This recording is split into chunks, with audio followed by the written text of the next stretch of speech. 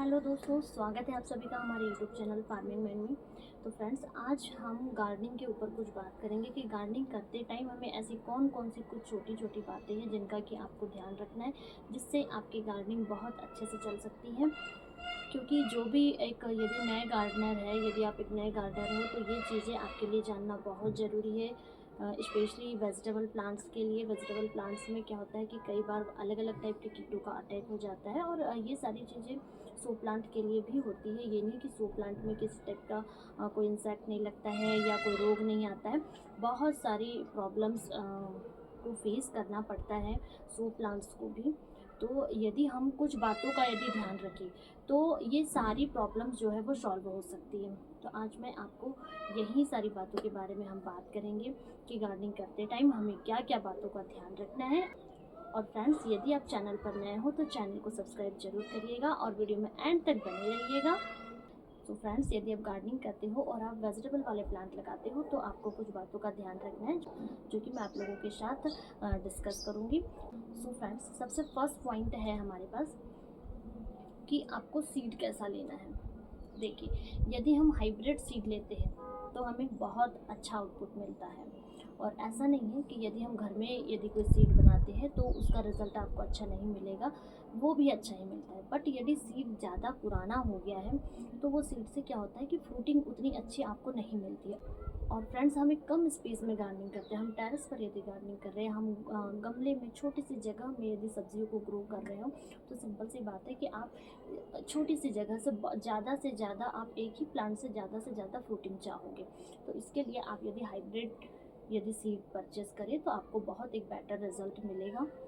और यदि आप नहीं हाइब्रिड सीड पर और यदि आप कोई सीड को परचेस नहीं करना चाहते हो तो कोई बात नहीं, आप घर पर भी जो यदि सीड बना सकते हो, जैसे टमाटर, बैगन, बीन्स हुआ, इनके सीड हम घर पर भी बना लेते हैं और मैं भी बनाती हूँ। तो हम उनके भी यदि सीड लगा दें तो भी यदि उनकी केयर आप सही से करो तो आपको अच्छा आउटपुट मिलेगा। फ्रेंड्स, सेकंड पॉइंट है कि आपको सॉइल कैसे रखनी है। सॉइल का रेसो आप हमेशा जिस टाइप से मैं बता रही हूँ, यदि आप ऐसा रखो तो बहुत ही अच्छी आपके कोई भी प्लांट, चाहे सो प्लांट हो, वेजिटेबल प्लांट हो, किसी भी प्लांट को नुकसान नहीं होगा।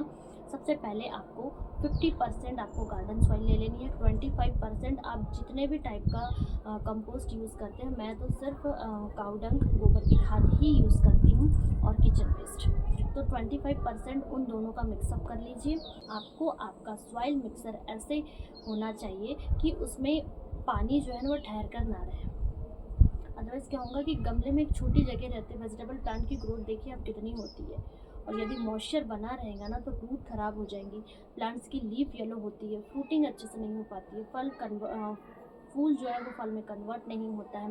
तो आपको सॉइल मिक्सचर का बहुत अच्छे से ध्यान रखना है। और जब भी आपके प्लांट्स में यदि फ्लावरिंग हो रही हो, उस टाइम पर आपको फर्टिलाइज़र ज़रूर यूज़ करना है। यदि आप लिक्विड फर्टिलाइज़र यूज़ करते हो तो आप वो भी करिए। और आपको काउडंग, गोबर की खाद, वर्मी कंपोस्ट, या आप कोकोपीट, काउडंग, गोबर की खाद, या आप कोई मार्केट से परचेज़ करते हो वो, या किचन वेस्ट, कुछ भी आप अपने प्लांट को ज़रूर डालिए। उस टाइम पर उसे पोषण की ज़रूरत होती है, तो इसीलिए आप उसे किसी भी टाइप का आप कंपोस्ट ज़रूर दीजिए। और बहुत ज़्यादा कंपोस्ट, किसी भी टाइप का कोई फर्टिलाइज़र बहुत ज़्यादा यूज़ करने की नीड नहीं होती है। ज़्यादा फर्टिलाइज़र भी प्लांट के लिए नुकसानदायक होता है। ये भी एक पॉइंट वाली बात है कि जब भी प्लांट में फ्लावरिंग हो रही हो उस टाइम पर आप उसको खाद दीजिए, या प्लांट में फ्रूटिंग हो रही हो उस टाइम पर आप उसे खाद दीजिए। मतलब आफ्टर 20 या 25 डेज़ के बाद ही उसे कंपोस्ट दीजिए। ज़्यादा आपको खाद नहीं डालनी है अपने प्लांट पर। यदि हम प्लांट को ज़्यादा फर्टिलाइज़र का यूज़ करेंगे प्लांट पर, तो भी प्लांट गलने लगता है ज़्यादा फर्टिलाइज़र देने से भी। इसलिए जब प्लांट को नीड हो आप उसे तभी कोई भी चीज़ दीजिए।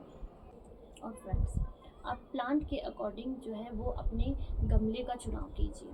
सो फ्रेंड्स, यदि आप बैगन का प्लांट लगा रहे हो, टमाटर का प्लांट लगा रहे हो, तो इनके लिए आप थोड़ा सा बड़ा आप पॉट लीजिए, ताकि प्लांट अच्छे से सर्वाइव करे। उसकी ग्रोथ, उसकी रूट के लिए उसको प्रॉपर स्पेस मिले, वो अच्छे से सर्वाइव कर सके। यदि उसके पास स्पेस ही नहीं होगा तो वो कहाँ से अच्छे से सर्वाइव कर पाएगा।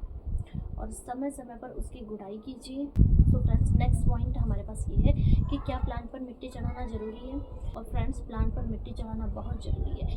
आपके प्लांट्स की रूट जो है वो ऐसे आपको बाहर नहीं दिखनी चाहिए। जब प्लांट बड़ा हो जाता है तो प्लांट्स की रूट से बाहर नज़र आने लगती है, उभर कर आ जाती है। कई लोग उनको खुली ही छोड़ देते, खुली आपको नहीं छोड़ना है। उस पर आप अच्छे से उसको सॉइल से कवर कीजिए, अदरवाइज़ कई बार प्लांट का बैलेंस बिगड़ जाता है, प्लांट तिरछा पड़ जाता है। शो प्लांट में अक्सर देखा जाता है ऐसा कि उनकी जब स्टेम मोटी होने लगती है तो प्लांट इधर उधर किसी भी शेप में चला जाता है।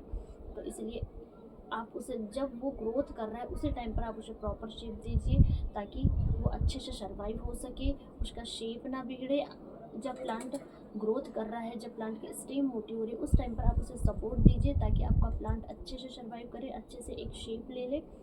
तो प्लांट को आपको सपोर्ट ज़रूर देना है। यदि कोई प्लांट आपका बड़ा है, शो प्लांट में भी जैसे हम डम्पकिन की बात करें, कोलियस की बात करें, तो आप थोड़ा सा उसे सपोर्ट दीजिएगा। तो जब उसकी स्टेम खुद में मजबूत हो जाएगी तो वो अपने आप अपने हिसाब से चलते रहती है। और फ्रेंड्स, नेक्स्ट पॉइंट जो है वो हमारे पास ये है कि वेजिटेबल प्लांट में यदि आपका टमाटर का प्लांट हो, बैगन का प्लांट हो, मिर्च का प्लांट हो, तो रूट के जस्ट ऊपर 2 इंच ऊपर तक जितनी भी एक्स्ट्रा स्टेम निकल कर आ रही है ना, उन सबको आप हटा दीजिए।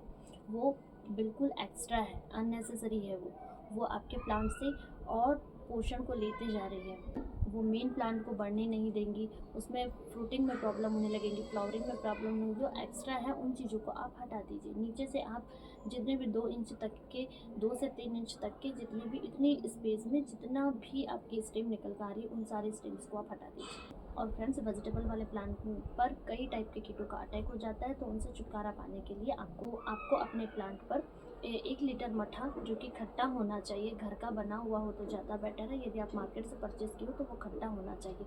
और उसमें आप 1 लीटर में 1 टेबल स्पून आप हल्दी मिला दीजिए और उस पर उसका मिक्सर आप अपने प्लांट को दीजिए। प्लांट बहुत अच्छे से सर्वाइव होगा, बहुत अच्छे से ग्रोथ होंगी प्लांट की। आई होप दोस्तों वीडियो आपको पसंद आया होगा, तो वीडियो को लाइक, शेयर एंड सब्सक्राइब जरूर करिएगा। जल्द ही मिलते हैं हम नेक्स्ट वीडियो में एक नई जानकारी के साथ।